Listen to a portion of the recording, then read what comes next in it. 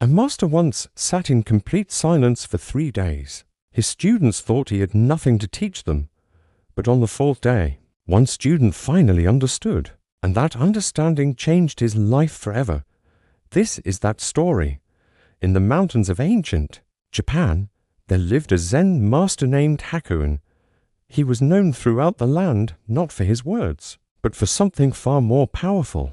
Unlike other teachers who gave long lectures and complex instructions, Master Hakuin would sometimes go weeks without speaking a single word, and yet students traveled for months just to sit in his presence. Today, I want to share with you a parable about one such student and a profound lesson he learned about silence. But before we begin, if you appreciate these Zen stories, consider subscribing. These ancient teachings have much to offer our noisy modern world. A young monk named Kenzo arrived at Master Hakuin's temple on a spring morning. He had studied at 3 other monasteries. He had memorized hundreds of sutras. He could debate philosophy with scholars twice his age. But Kenzo felt empty. He had knowledge, but not wisdom. Words, but not truth. So he came to Hakuin hoping to finally find enlightenment. When Kenzo entered the meditation hall, he found Master Hakuin sitting perfectly still. 30 other students sat in rows, equally silent.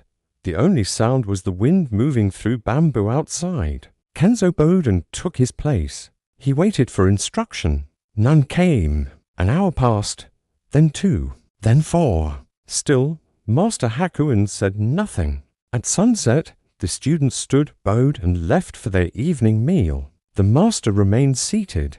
Kenzo was confused, but he thought, perhaps tomorrow the teaching will begin. The next morning, the same thing happened. Silence. And the next day, and the next. By the end of the first week, Kenzo was frustrated. I didn't travel 300 miles to sit in silence, he thought. I can do that anywhere. By the second week, he was angry. This master is a fraud. He has nothing to teach. By the 3rd week, Kenzo's mind began to change. He noticed something in the silence. His own thoughts became loud. All the questions he'd been asking others, he now heard echoing in his own mind. What is the meaning of life? How do I achieve enlightenment? Why am I here? What is my purpose? And behind all these questions, Kenzo heard something else. The desperate voice of his ego, constantly seeking, grasping, demanding answers. He realized he had never truly listened to himself before. He had always been too busy talking, asking, debating, proving. On the morning of the 21st day, something shifted. Kenzo sat down in the meditation hall, and for the first time, he didn't want Master Hakuin to speak. He didn't need answers. He didn't need teachings. He just sat, and in that moment, Kenzo heard it. The silence wasn't empty, it was full. He heard the rhythm of his own breathing, the beating of his heart, the tiny sounds of the temple settling, a bird outside, the rustle of another student's robe. But more than that, he felt a presence, not from Master Hakuin, not from the Buddha statue at the front of the room, from the silence itself. The silence was alive. The silence was aware. The silence was teaching. That evening, Master Hakuin spoke for the first time in 3 weeks. He said only 7 words. Now you understand. Silence is a worship.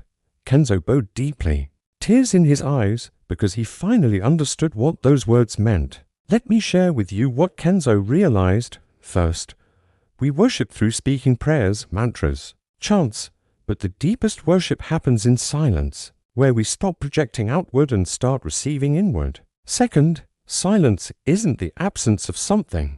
It's the presence of everything. When we stop filling space with noise, we discover that space was never empty. Think about it in your own life. When do you actually hear your own inner voice? When do you connect with something deeper than your surface thoughts? It's never when you're talking, scrolling, consuming, or being entertained. It's in the quiet moments. Third, the ego worships itself through words explaining, defending, proving, debating. But the soul worships through silence, simply being present with what is. This parable isn't just an ancient story. It's a mirror for our modern lives. We live in the noisiest era in human history, notifications, podcasts, music, videos, news, social media. We've become terrified of silence. We fill every gap with sound, every moment with distraction, every silence with words. But here's what the Zen masters understood. Silence is not empty time waiting to be filled. It's sacred space where transformation happens. When Kenzo stopped demanding that his teacher speak, he could finally hear what silence was teaching him. When we stop demanding that life entertain us, we can finally hear what existence is telling us. So, let me ask you, when was the last time you sat in complete silence for even 10 minutes? No music, no phone, no book. No distractions, just silence. If you can't remember, that's your answer right there. Kenzo stayed with Master Hakuin for 7 more years. During that time, Hakuin spoke perhaps 100 words to him total. But Kenzo learned more in those 7 years than in all his previous studies combined. When he finally left to teach others, his students remarked on something unusual. Kenzo could speak for hours when needed, explaining complex ideas with perfect clarity. But he could also sit in perfect silence for days. He had learned that wisdom isn't measured by how much you say, but by how much you understand in the spaces between words. He had learned that the highest form of worship isn't praising the divine with elaborate prayers, but meeting the divine in the silence where all separation dissolves. The Zen masters teach us that silence is not passive, it's the most active thing we can do. In silence, we stop running from ourselves.